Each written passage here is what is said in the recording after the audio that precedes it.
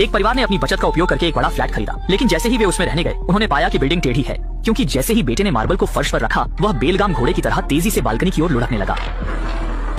यह देखकर old by को तुरंत एहसास हुआ कि कुछ गड़बड़ है। अपने शक की पुष्टि करने के लिए उसने जल्दी से एक और मार्बल फर्श पर रखा, लेकिन इस बार मार्बल स्थिर रूप से रुका रहा। पत्नी ने देखा तो उसने भी सोचा कि उसके पति बेवजह चिंता कर रहे हैं, इसलिए ओल्ड बाई ने इसे गंभीरता से नहीं लिया। किसी को पता नहीं था कि उस रात कुछ भयावह होने वाला था। जैसे ही तेज बारिश आई, बिल्डिंग की दीवारों में अचानक दरारें आ गईं। अगले ही पल पूरी बिल्डिंग रहस्यमय तरीके से 5 सेंटीमीटर नीचे चली गई। फिर भी सोए हुए निवासियों ने इस भयानक घटना को महसूस नहीं किया। अगली सुबह जब वे जागे तो उन्होंने पाया कि खिड़कियों के शीशे में दरारें आ गई हैं। इसी समय जब ओल्ड बाई काम पर जाने के लिए तैयार हो रहे थे, उन्होंने भी अजीब चीजें देखी। वह यह थी कि चिकनी और सपाट सड़क पर अचानक गहरी दरारें आ गई थीं।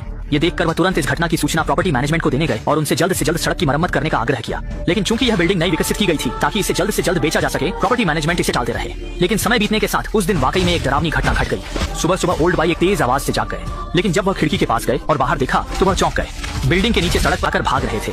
वह कुछ समझ पाते इससे पहले पूरी बिल्डिंग जोर से हिलने लगी और उसके बाद छत गिरने लगी। ओल्ड बाई ने सोचा कि शायद यह भूकंप है, लेकिन अगले ही पल उनकी 30 साल की किश्तों पर खरीदी गई बिल्डिंग अनियंत्रित रूप से गिरने लगी।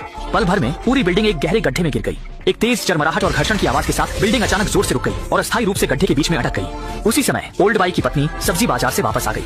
अपनी नई खरीदी हुई बिल्डिंग को गायब होता देख उन्हें लगा जैसे उनका आसमान गिर गया है, लेकिन वह अपनी नई बिल्डिंग के बारे में परेशान नहीं थी, बल्कि बिल्डिंग में फंसे अपने पति और बेटे के बारे में चिंतित थी। जब ओल्ड बाई को होश आया तो उन्हें सबसे पहले अपने बेटे का ध्यान आया, लेकिन जब उन्होंने अपने बेटे का कमरे का दरवाजा खोला तो पाया कि वह खाली था। जब वह नहीं जानते थे कि क्या करें, तभी एक कार अचानक ऊपर से गिरकर उनके घर के लिविंग रूम की ओर बढ़ने लगी। जब तक कार रुक गई तब ओल्ड बाई ने देखा कि कार में उनका बदकिस्मत सहयोगी था।